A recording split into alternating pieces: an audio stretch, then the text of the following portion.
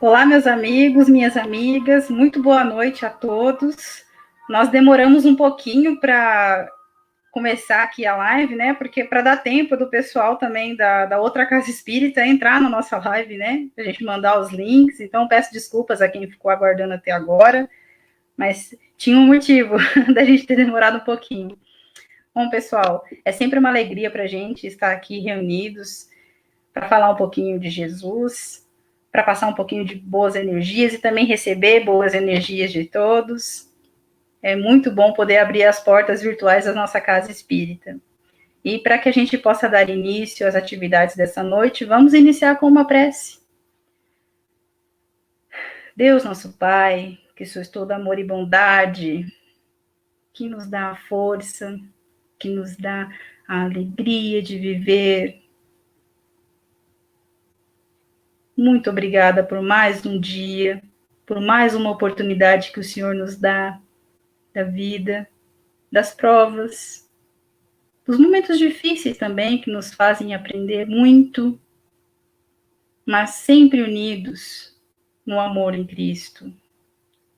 Convido os amigos espirituais para estarem conosco nestes momentos.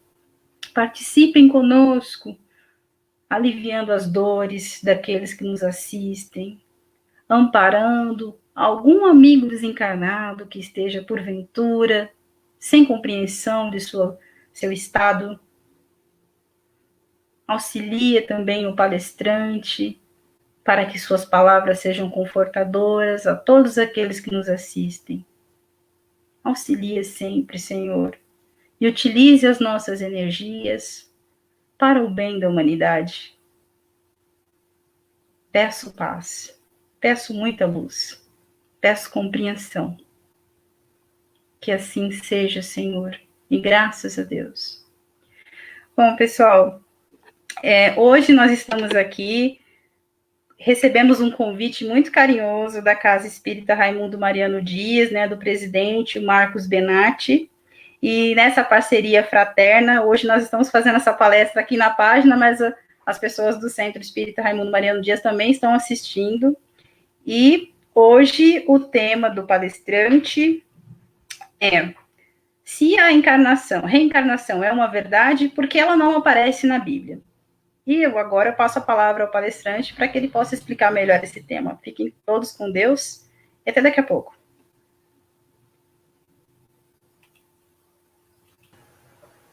Boa noite, meus amigos, aos nossos amigos lá da Casa Raimundo Mariano Dias, na figura do seu presidente, o Marcos Benatti, a qual agradeço pelo convite, pela oportunidade de nós estarmos aqui nessa noite conversando um pouquinho sobre os ensinamentos do Cristo. Quero também agradecer aos nossos irmãos, companheiros da Seara Espírita, que também nos acompanha nesse momento, que todos nós juntos possamos buscar do alto essas energias de amor, de paz, para confortar os nossos corações, e também que essas energias possam ser revertidas em benefício dos nossos irmãos que nesse momento estão necessitando, estão passando as aflições. Então nós somos muito gratos por isso. Primeiro, gratos a Deus por mais um dia de vida nesse corpo físico, ao nosso Mestre Jesus, que está sempre nos orientando, aos nossos irmãos, companheiros espirituais, que também nos ajudam, nos amparam, nos fortalecem em todos os momentos. Bom, hoje eu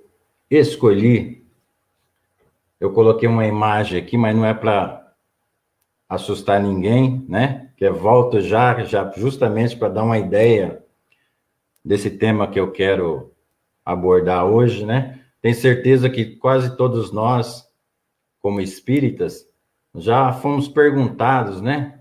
Se a reencarnação existe, por que ela não consta na Bíblia? Como vocês podem provar isso e tal, né? Sempre tem esses questionamentos, né? Então, para saber por que a reencarnação não consta, esse nome, reencarnação, não consta na Bíblia, nós vamos conversar um pouquinho sobre isso aí. Então, eu peço a todos vocês que nós possamos acompanhar junto, ter esse entendimento, essa compreensão. Então, vamos lá. Se a reencarnação é uma verdade, por que ela não aparece na Bíblia? Olha, veja bem que no diálogo de Jesus com Nicodemos, ele já deixou bem claro lá atrás, né? Disse a Nicodemos assim, olha, aquele que não nascer de novo não poderá entrar no reino dos céus, né? Então, o Nicodemos, que era um doutor da lei, vocês lembram que ele não compreendeu, mas como pode, né? Um homem velho voltar ao útero da mãe, né? Não compreendeu como seria esse mecanismo. Mas Jesus foi bem explícito lá naquele momento, que disse quando todos nós teríamos que nascer de novo.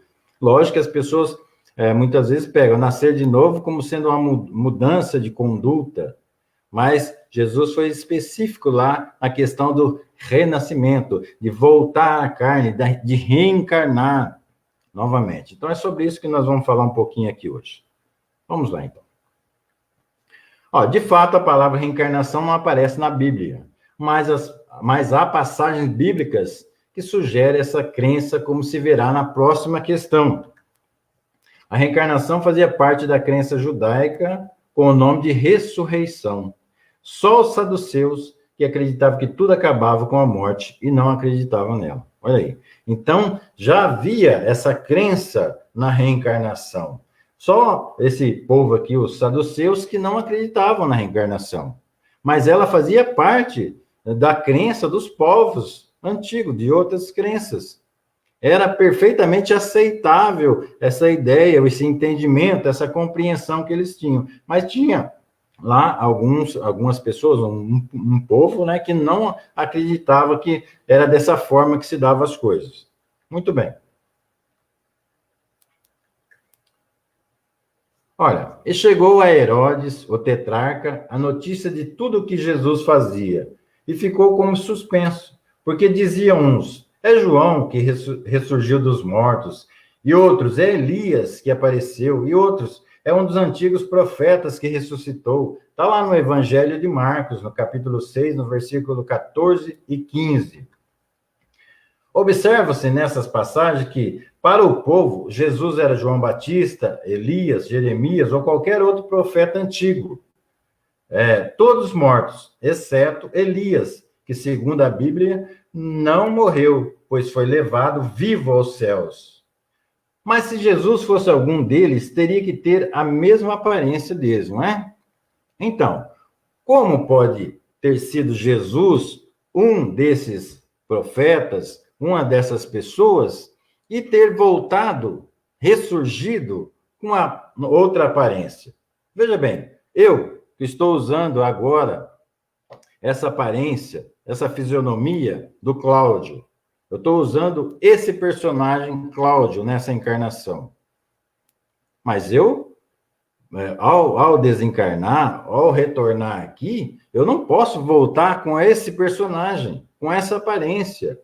Mesmo porque a própria ciência, ela comprova que não há como esses elementos, né, quando o nosso corpo físico é depositado no solo e há decomposição, não tem como esse corpo físico se juntar novamente para formar novamente esse corpo aqui. Ele fica disperso. É totalmente impossível disso acontecer. Então, por isso, a ideia da reencarnação, ela é muito mais justa do que a ressurreição, que pressupõe a ideia de aquele corpo voltar àquela figura daquela mesma forma, passado alguns anos, algum tempo, esse corpo voltar da mesma maneira que era. Então, ela não, apesar de não constar lá, a ideia da reencarnação, ela tem muito mais lógica se você for observar bem, não é assim? Olha, seguindo aqui.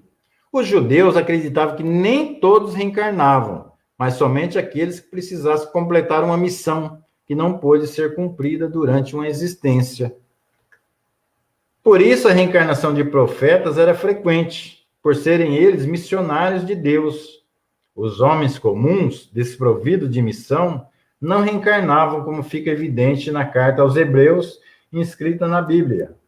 É dado ao homem viver uma única vez, está lá em Hebreus 9, 27.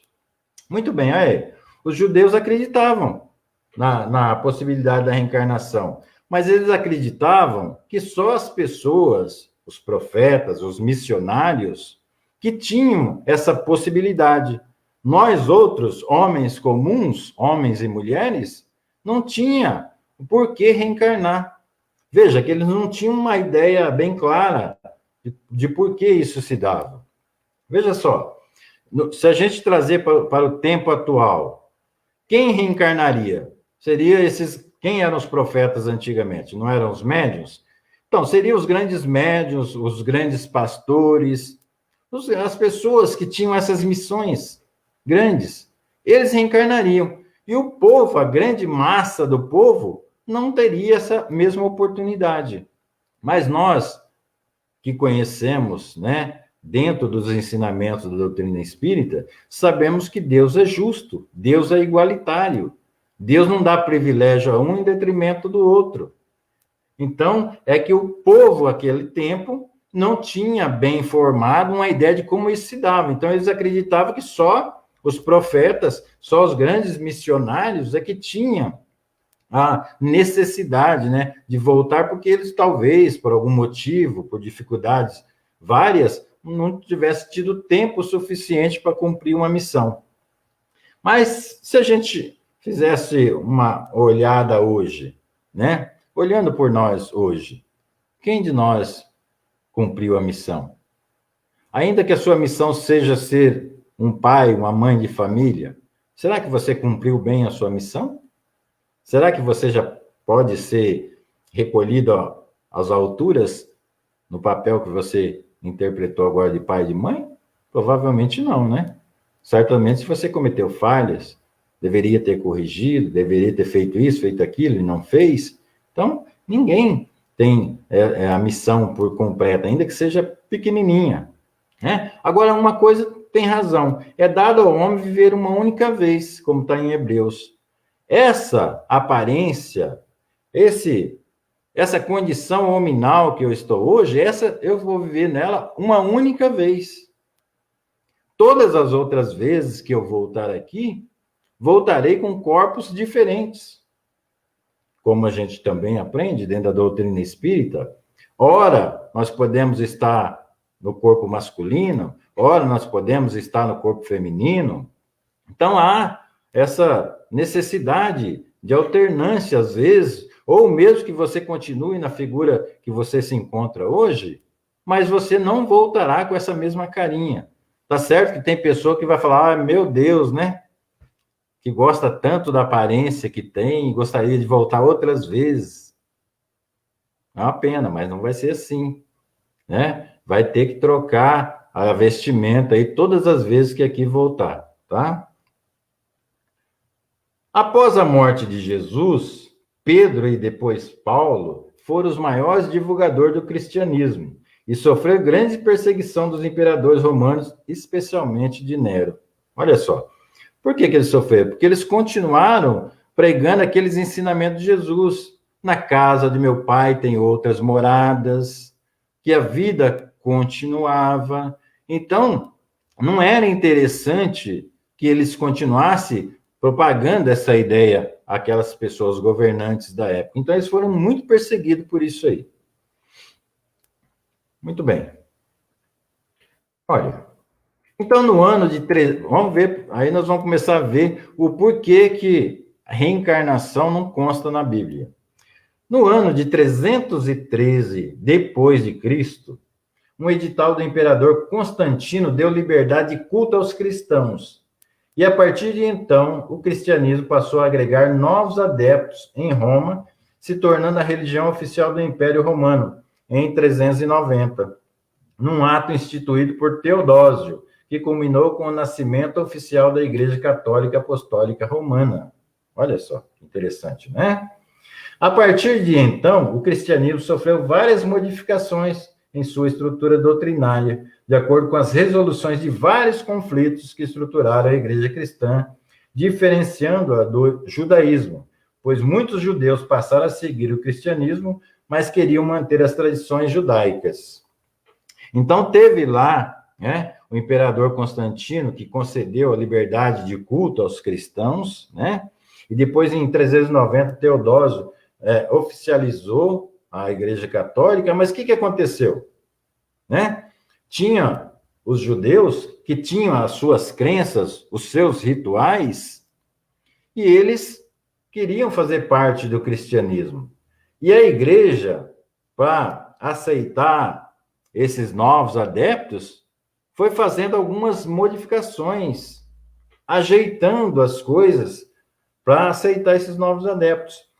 É mais ou menos como se nós hoje, dentro da casa espírita, por exemplo, vamos supor que acontecesse alguma coisa, não é o caso, mas vamos supor que acontecesse alguma coisa dentro do catolicismo, e os católicos, parte dos católicos, resolvesse se tornar espírita. Então, eles têm lá as tradições deles, os cultos. Esse povo certamente iam querer colocar dentro do espiritismo parte daqueles conhecimentos que eles têm. E o espiritismo, se fosse esse o caso, para aceitar esses novos adeptos, poderia até ceder a isso, e aí ia mesclar. E foi o que aconteceu com a Igreja Católica. Ela, para aceitar esses novos adeptos, também teve que fazer algumas concessões. E nessas concessões, uma delas que nós vamos ver foi retirar essa possibilidade, esse entendimento de que nós voltaríamos aqui novamente, certo? Olha lá. Progressivamente, o cristianismo sofreu adaptações para adequá-las às religiões da época, processo denominado de romanização. Foi o que ocorreu, por exemplo, no primeiro concílio de Nicéia, no ano de 325 d.C., quando foi decidida a natureza divina de Jesus, que deixa de ser o Messias enviado por Deus para ser o próprio Deus no mistério da Santa Trindade, adequando o cristianismo ao politeísmo vigente nas religiões antigas, facilitando sua assimilação pelos romanos.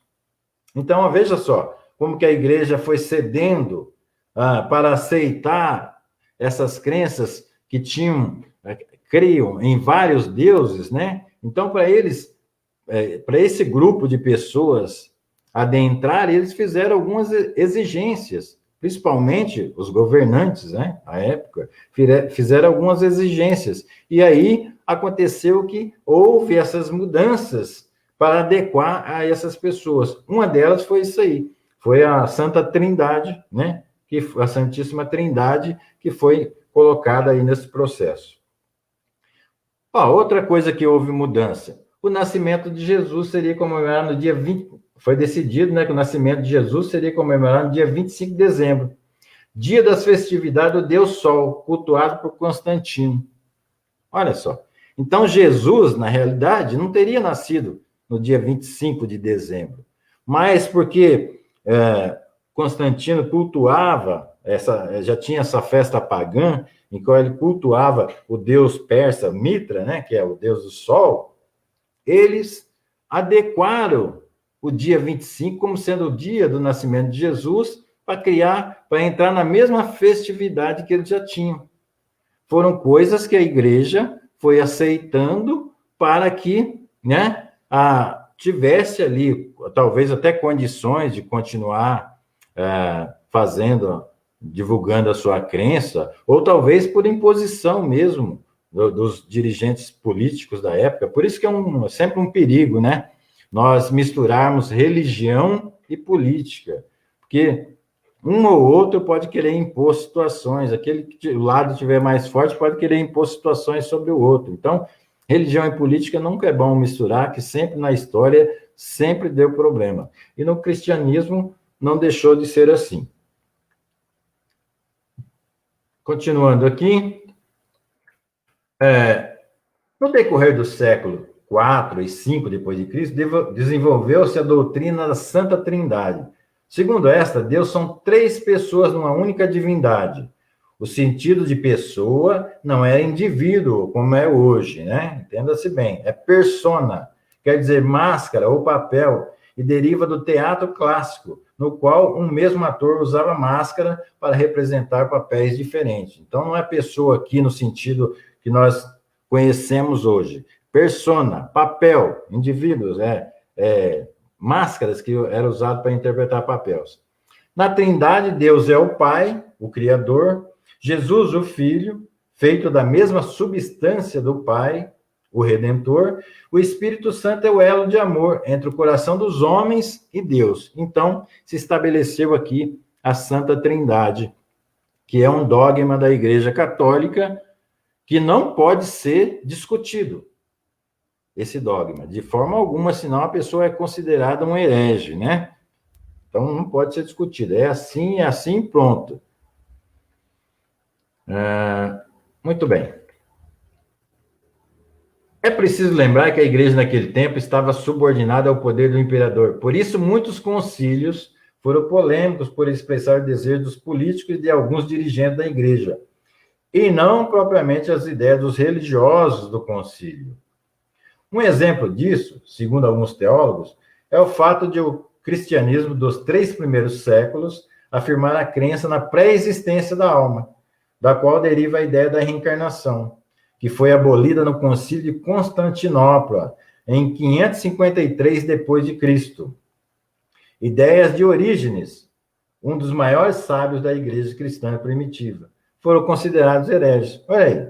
Então, por essa ação dos poderes, dos políticos, dentro da igreja, então eles fizeram um concílio onde falaram, olha, isso não pode ser assim, nós temos que modificar isso aí.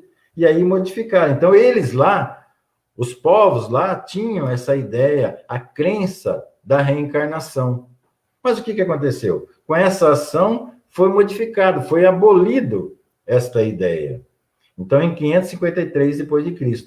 E Orígenes, que defendia essa ideia, ele e os seus seguidores, foram considerados hereges, porque estavam defendendo a possibilidade, a pré-existência da alma, que logo depois, mais para frente, né, com o advento da doutrina espírita, os espíritos nos deixou isso muito claro, né, esclareceu para nós de uma forma clara e transparente de que maneira que realmente a pré-existência da alma, nós existimos antes desse corpo físico, mas lá atrás, né, foi proibido divulgar essa ideia, defender essa tese. Por isso, esses também foram os motivos que foi suprimido lá, foi abolido a ideia de reencarnação da Bíblia.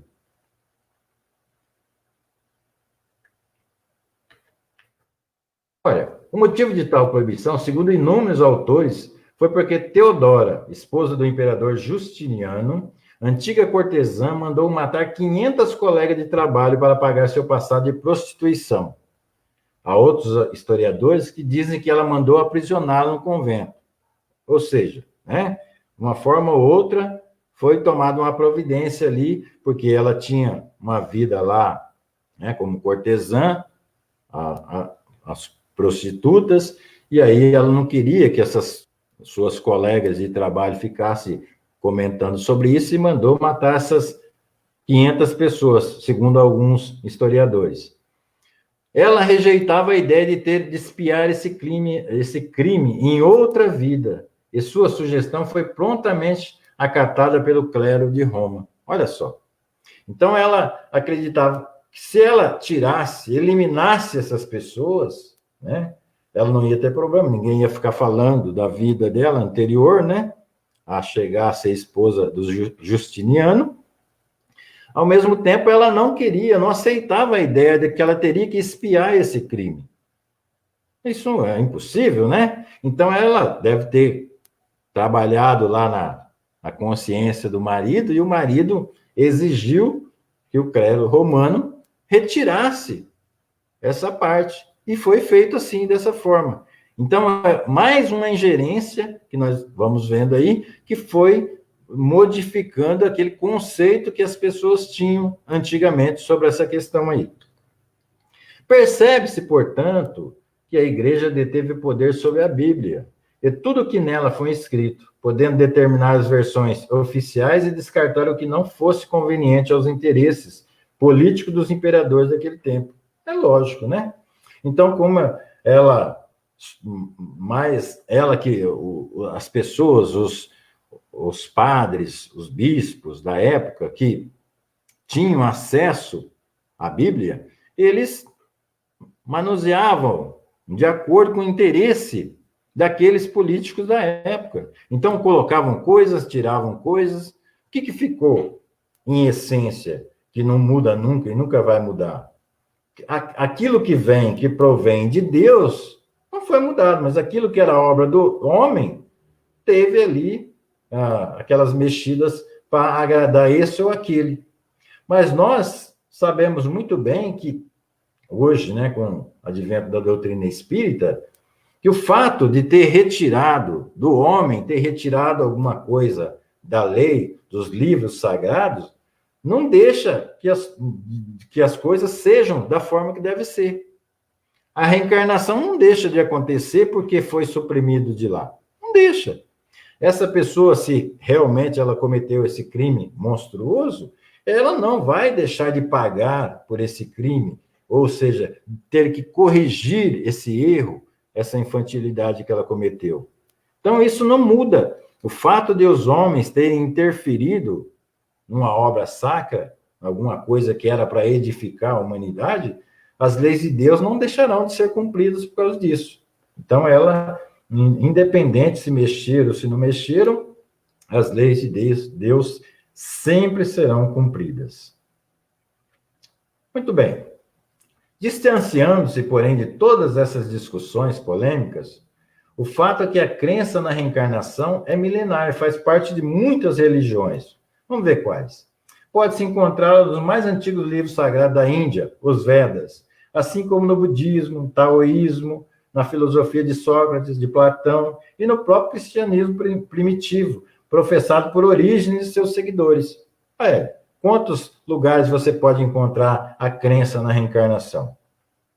Em sua obra sobre os primeiros princípios, Orígenes explica que as almas são enviadas para o seu lugar, região ou condição, de acordo com os atos realizados, de acordo com os pecados de cada uma. Então, Orígenes acreditava que as almas eram enviadas para determinado lugar de acordo com os erros, os pecados, os crimes que tivesse cometido.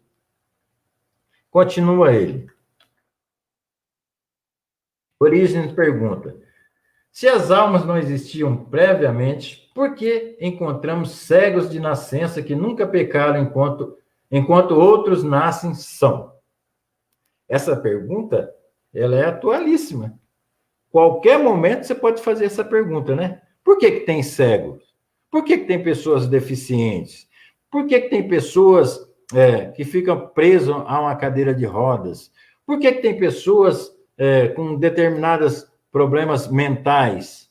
Então, ele mesmo responde a sua própria pergunta. É claro que alguns pecados existem, isto é, foram cometidos antes das almas terem corpos. E como resultado, cada alma recebe a recompensa de acordo com o seu mérito. Em outras palavras, o destino das pessoas é determinado por suas ações anteriores. Orígenes acreditava que era assim. Né? É atribuída a origem a frase: cada alma vem a este mundo fortificada pelas fraquezas ou vitórias da vida anterior. Orígenes sofreu perseguições por isso. Então, ele tinha uma certa ideia sobre esse processo, mas não correspondia corretamente da forma que nós hoje temos a compreensão. Depois, é lógico, que os espíritos vieram trazer essas informações e Kardec codificou-as para nós.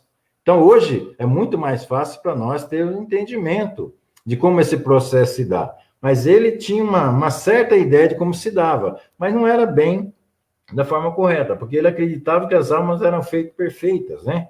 Para ficar lá no céu. Nós vamos ver aqui.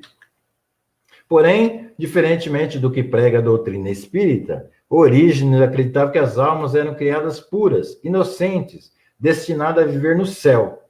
Mas ao pecar eram punidas, revestindo-se de corpos materiais e sendo enviadas aos mundos materiais, onde expiariam suas faltas, enquanto o Espiritismo afirma que a reencarnação é obrigatória a todos os espíritos, desde a sua criação, não como punição, mas como meio de evolução. Olha aí. Então, Orígenes tinha essa ideia que as almas foram feitas puras, inocentes, perfeitas, mas para ficar no céu. Aí nós, né, vamos nos questionar. Por que Deus criaria uma alma para ficar no céu sem ter ocupação, sem ter o que fazer? Sendo que em tudo que você olha nas obras de Deus, tudo tem um porquê, tudo tem uma razão. Se você olhar o menor inseto que você conseguir enxergar, pode ter certeza que na cadeia que ele pertence, ele tem uma função ali. Além de ser um espírito em evolução. Um princípio espiritual em evolução. Se você olhar uma planta, o que acontece? Você põe a semente na terra, a semente germina, nasce uma planta que vai dar flores, que serve às abelhas, aos pássaros, depois vai gerar um fruto, que serve para nós, para os animais, né? Para as aves, e depois ela morre, e vai servir novamente de adubo para a terra.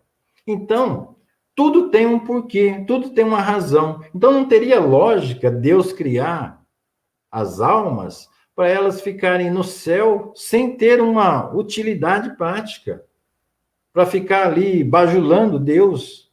Não é isso. Então, a doutrina espírita nos mostra que todos nós fomos criados simples e ignorantes, sem conhecimentos, né?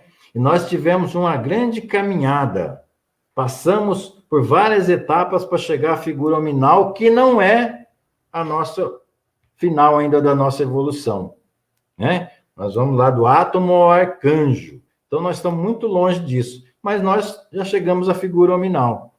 Então, não é uma punição a alma que foi mandada para vestir um corpo físico.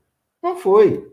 É uma forma. Qual é a maneira da gente crescer, da gente evoluir, de nós aprendermos as coisas?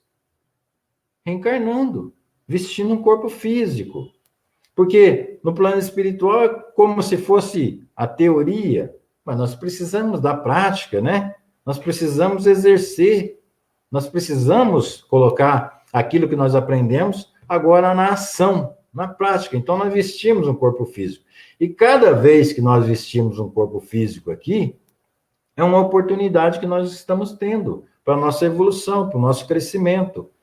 Então, aquele que encara a sua encarnação como uma punição, como um castigo de Deus, porque ele está numa determinada situação, naquela encarnação, ele está faltando ainda o quê? Compreensão.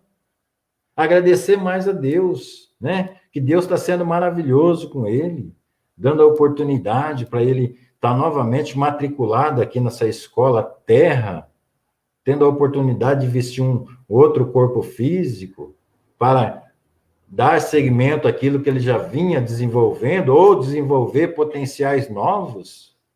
Então, é uma oportunidade maravilhosa que nós temos, e só através da reencarnação é que nós conseguimos isso.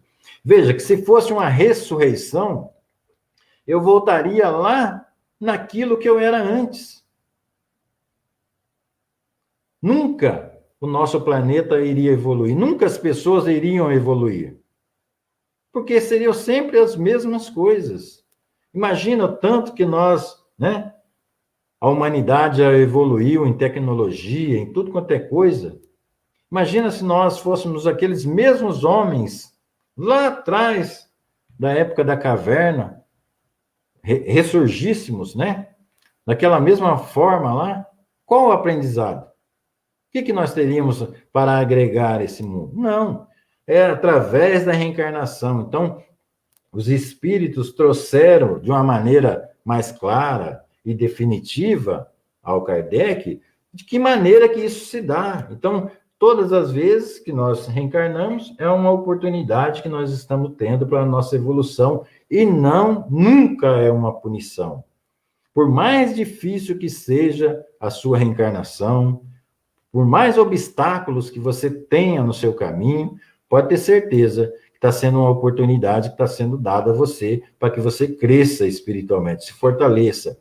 Eu sempre costumo dizer assim, ó, ninguém vai chegar a anjo sem antes ter passado pelas turbulências. Como é que você vai dar o exemplo? Você vai dizer a alguém uma palavra de bom ânimo? Você vai insuflar alguma coisa de bom a outra pessoa, se você nunca passou por aquilo? Se você nunca sofreu nenhuma dessas circunstâncias que nós que estamos encarnados sofremos? Se você nunca ficou doente, se você nunca passou por uma pandemia como nós estamos passando, né? Por várias dessas situações. Então, é importante, é necessário a reencarnação para nós, para o nosso crescimento. Continuando aqui. Para os espíritas, o dogma da reencarnação se fundamenta na justiça de Deus e na revelação, pois incessantemente repetimos: o bom pai deixa sempre aberta aos seus filhos uma porta para o arrependimento. Não é isso? Não te diz a razão que seria injusto privar para sempre da felicidade eterna todos aqueles de quem não dependeu o melhorarem-se? Não são filhos de Deus todos os homens? Só entre os egoístas se encontra a iniquidade, o ódio implacável e os castigos sem remissão. Veja bem, olha, né? Então, o dogma da reencarnação, o princípio da reencarnação que nós defendemos, ele se fundamenta na justiça de Deus. É a justiça de Deus, né? Que está agindo ali para que a gente, como o Pai, como Deus, que é um Pai amoroso, bondoso, ele sempre abre uma possibilidade para nós, como seus filhos ainda pequenos, em aprendizados, corrigir os nossos erros. É como nós aqui, pais e mães, né? Ou pessoa responsável por uma criança.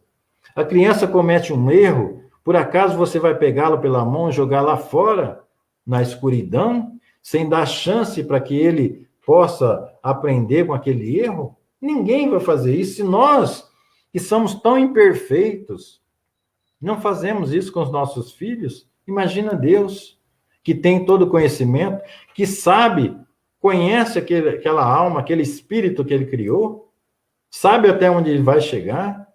Ele pode ter os tropeços, e terá, com certeza, mas ele vai chegar no lugar desejado por Deus. Então, Deus deixa sempre a porta aberta para nós. Então, todas as vezes, nós vamos moldar um corpinho bonitinho desse aqui, que nem está aqui, ó, na mão dessa pessoa, né? Nós vamos ganhar novamente esse corpinho de carne, que vai ser preparado lá pelos técnicos espirituais, juntamente conosco, né?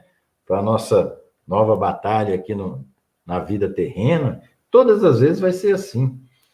Então, a razão nos diz que só o pensamento egoísta que poderia acreditar que alguém que talvez não dependeu dele a modificação.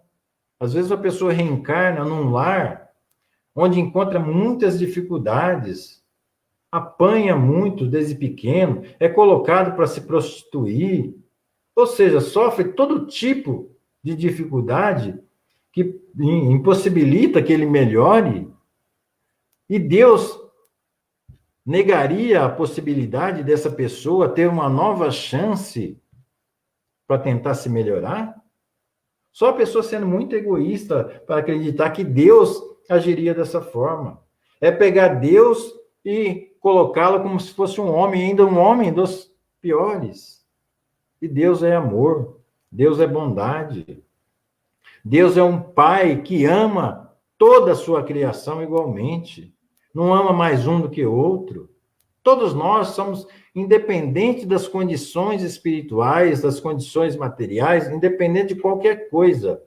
Deus nos ama igualmente. Ele ama tanto o arcanjo como aquele que está começando a sua caminhada evolutiva igualmente. Porque sabe que aquele pequenininho lá também um dia será grande. Então, é egoísmo da nossa parte, e muitas vezes a gente vê isso, né? Escuta isso na nossa sociedade. Alguém cometeu um erro, deve ser punido com a morte. Olha, se nem Deus quer isso. As pessoas querem fazer justiça com as próprias mãos em determinados casos, e não é assim que as coisas funcionam. Deus é amor, Deus é bondade, Deus permite Ele te deu a liberdade de escolha. Acertando ou errando, aquilo vai fazer parte das suas experiências, do seu crescimento como filho de Deus. Então não cabe a nós querer fazer aquilo que nem Deus faz. Você pode cometer todos os erros possíveis, como nós já temos visto muitas pessoas na humanidade cometer. Mas certamente Deus está lá, deixando que aquela pessoa aprenda novamente, tenha novamente uma oportunidade para refazer aquilo que ele não fez bem feito. É assim que age Deus, é assim que é a justiça de Deus. E nós, que somos espíritas, acreditamos piamente nessa justiça de Deus, porque só isso explica as anomalias que nós vemos, que nós encontramos no nosso mundo, no nosso planeta Terra. Quantas dificuldades, quantas situações diferentes que você olha. Se você não tiver esse entendimento, esse conhecimento, você vai logo achar que Deus é injusto, porque deu a um tanto e a outros tão pouco. Mas quando você tem o conhecimento da doutrina espírita, quando você busca esse conhecimento, ele é libertador. Ele tira de você esse juízo pequeno que você faz. Primeiro que aquele corpo que pode estar doente, enfermo, é algo passageiro. É um instrumento de trabalho que aquele espírito está utilizando. Então, ainda que ele use aquele instrumento por pouco tempo, está servindo para ele por alguma coisa de experiência, né? Angariando alguma experiência naquela situação que ele se encontra. Se ele está lá numa determinada região em que o sofrimento é muito grande, cruel, mas pode ter certeza que é uma escola que aquele espírito está precisando naquele momento. Então, quando nós começamos a entender, começamos a enxergar essa justiça de Deus, isso acalma o nosso coração. Isso traz uma paz interior. Porque aí nós entendemos, compreendemos quanto que Deus é bom, o quanto que Deus é maravilhoso. Veja, esse momento que nós estamos passando agora, quantas pessoas que estão tendo a oportunidade de rever os seus conceitos, coisas que as pessoas não faziam, começaram a fazer, olhar do lado a dor do outro, o sofrimento do outro. Se não tivesse essa parada obrigatória aqui, talvez a gente tivesse caminhado a passos largos e não prestasse atenção. Então, Deus, na sua bondade, na sua justiça, está falando assim para nós: olha para o lado, olha para o seu irmão, olha para o seu filho, olha para aquela família ali, quanto eles estão precisando. Então, olha, é uma oportunidade que nós estamos tendo. Então, só a reencarnação que possibilita isso. Porque se eu tivesse uma passagem aqui, cometesse um erro, ou fosse como os judeus acreditavam, que só os missionários reencarnariam, e eu que não tive condições, né, não recebi uma missão dessa, não vou ter outra oportunidade para ou tentar melhorar, ou tentar corrigir os erros que eu tenha cometido. Qual seria a justiça de Deus nesse caso? Então, é por isso mesmo que nós, né, com o conhecimento espírita, a justiça de Deus, ela é perfeitamente aceitável por nós. Nós compreendemos todos esses porquês. E aí a pessoa que está passando por alguma situação dessa, que esteja nos assistindo, vai também ver, olhar a sua situação e procurar ver que ali está tendo a justiça de Deus. Ali está havendo a justiça de Deus. É uma oportunidade que ele está passando nesse momento para que ele tire dali algum aprendizado que vai ser agregado nas suas várias existências. Então, Deus é perfeito, é maravilhoso e dá todas as oportunidades possíveis para que seus filhos amadureçam e cresçam.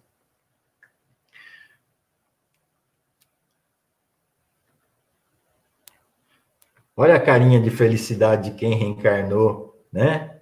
ganhou um novo corpinho, né? Que está já compreendendo essa justiça de Deus, sabe que agora é uma nova oportunidade, que ele deve se aprimorar, fazer de tudo para fazer diferente do que ele fez, do que ela fez, ou do que ele fez anteriormente. Está vendo ali a justiça, como que Deus é maravilhoso. Acho que é por isso que as crianças que estão nascendo agora já nascem, parece que com esse sorriso perfeito, porque estão compreendendo a oportunidade que estão tendo. Olha só como que Deus é maravilhoso.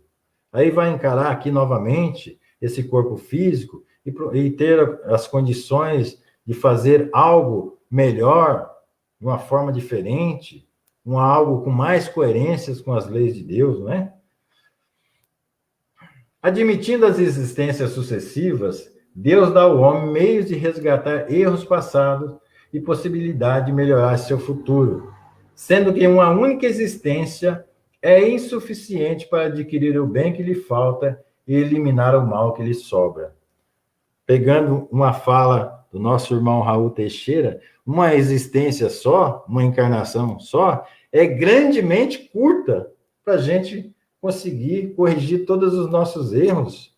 É muito pequeno, por mais que você viva 100 anos, 110, 120, é muito curto o tempo. Por quê? Quem pode aí, quem está nos assistindo aí, que pode levantar a mão e falar, olha, eu já corrigi todas as minhas mazelas. Posso retornar à pátria espiritual tranquilamente, né? Eu acho que é difícil alguém que possa dizer isso, porque todos nós fazemos alguns acertos, mas cometemos alguns erros. Isso faz parte dessa caminhada nossa evolutiva. Então, só essas existências sucessivas é que vai possibilitando que a gente vá se depurando, se melhorando, trabalhando em nós. Então, cada encarnação, a gente trabalha uma determinada dificuldade que nós temos, vamos procurando acertar outras, vamos melhorando algumas qualidades que já possuímos, e assim nós vamos trabalhando para ser um espírito melhor, um espírito mais perfeito, não é? O estado corporal é transitório e passageiro. É no espiritual que o espírito colhe os frutos do progresso realizado pelo trabalho da encarnação. É também nesse estado que se lhe prepara para as novas lutas e toma as resoluções que há de pôr em prática na sua volta à humanidade. Então, nós estamos aqui hoje tentando nos aprimorar, tentando aprender, tentando ser uma pessoa melhor do que ontem. Mas quando é que nós vamos tomar mesmo, verdadeiramente, essa ciência? Na nossa estadia no plano espiritual. Quando lá nós chegamos, nós vamos colher os frutos, né? Os bons e os maus. Os bons para serem ainda melhorados, e os maus para serem corrigidos em oportunidade futura. Então, é lá que nós vamos ter essa compreensão, esse entendimento. Mas eu não preciso esperar chegar no plano espiritual para saber se aquilo que eu estou fazendo vai me render alguma coisa ou não. Vamos fazer o nosso melhor hoje. Vamos ser melhor com a família, melhor com os filhos, com a esposa, com o esposo, melhor no meio que você vive, melhor lá na sua casa espírita. Quando você for à sua casa espírita, procure fazer o seu trabalho com toda a dedicação, com todo o amor, você está sendo melhor. Quando você está fazendo o seu trabalho na sua vida material, procure fazer da melhor maneira possível, que você já está sendo uma pessoa melhor. Em tudo aquilo que você for fazer, procure dar o seu melhor. É dessa maneira que nós vamos plantando para colher os nossos frutos. E também é lá no plano espiritual que nós, de posse de todas essas informações, dos acertos, dos erros, nós vamos ali tomar as resoluções que se faz necessário para enfrentar as novas lutas quando aqui nós voltarmos novamente. Então, esse processo, ele é contínuo. Nós ficamos um certo tempo, depois nós voltamos para fazer as correções e o crescimento que se faz necessário. A reencarnação, ela foi suprimida, então, da Bíblia, porque havia interesses de pessoas poderosas que não queriam assimilar essa ideia, que tudo aquilo que nós fizermos aqui, nós vamos voltar para corrigir. A lei de ação e reação. Tudo aquilo que você fizer de bom, mérito para você. Mas o mal que você fizer, terá que ser corrigido. Lá no céu e inferno, você vai ver lá que todo bem, por mínimo que seja que você faça, será contado a seu favor. Mas também todo mal que você fizer também será computado. Então, dessa forma que a reencarnação, nós agradecemos a Deus sempre por essa oportunidade de estarmos aqui. Agradecemos a todos esses irmãos de luz que trabalharam para clarear as nossas consciências, né? Sob a governança do nosso Mestre Jesus, nós só devemos ser gratos por isso. E a reencarnação, então, ela só foi suprimida, ela não consta o seu nome reencarnação na Bíblia, por ser uma nomenclatura também nova, adotada por Kardec, e porque esse pensamento não era conveniente a certas pessoas em determinadas épocas da nossa vivência. Por isso, a reencarnação não consta da Bíblia, mas o pensamento, o sentimento e a razão nos diz que sim, é dessa maneira que ela se dá. E também pelo depoimento claro do Cristo, o próprio governador espiritual, ao dizer a Nicodemos, e também ele que disse, antes que a terra fosse, ele já era. Olha aí. E ele veio, vestiu um corpo de carne para estar aqui entre nós. Também reencarnou entre nós. Esse é o processo pelo qual nós agradecemos a Deus e a Jesus por esta oportunidade. Sobre essa temática de hoje, consta nessas obras que vocês podem pesquisar, verificar melhor e ter um entendimento melhor sobre essas questões.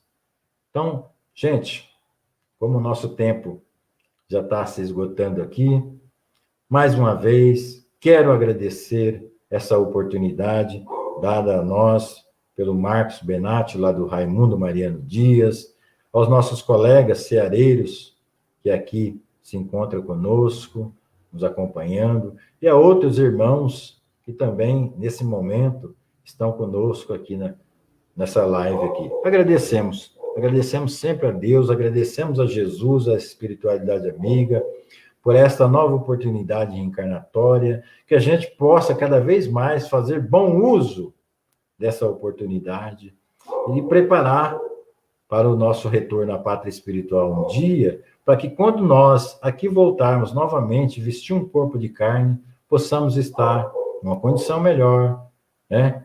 Numa situação que seja mais agradável, talvez, a nossa convivência nesse planeta lindo e maravilhoso que nós estamos. Então, eu agradeço a Deus, a Jesus, e quero, nesse momento, aproveitar todas essas pessoas que estão conosco, pedir a todos vocês que unamos os nossos pensamentos em benefício do nosso irmão, frequentador da casa, o João Marim, que retornou à pátria espiritual, também a Elizabeth Ribeiro, que retornou à pátria espiritual no dia de ontem, o nosso irmão José Feltrin, que retornou à pátria espiritual no dia de hoje, que todos eles possam ter a certeza que serão acolhidos por essa espiritualidade amiga, que serão direcionados ao hospital, à escola, um lugar para o adiantamento de cada um.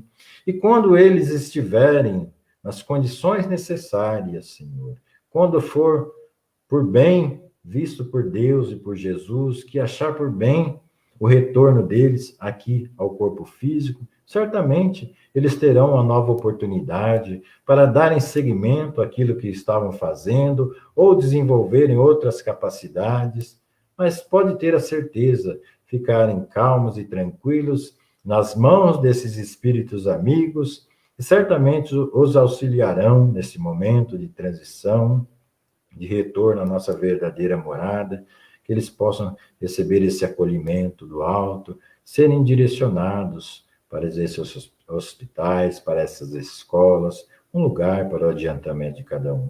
Nesse instante, Senhor, que eu agradeço a todos esses irmãos e que a paz do nosso Mestre Jesus esteja presente com todos nós, os nossos irmãos do Raimundo Mariano Dias, os nossos irmãos da Seara e os nossos irmãos de outras localidades que também se encontram conosco. Que assim seja, e graças a Deus.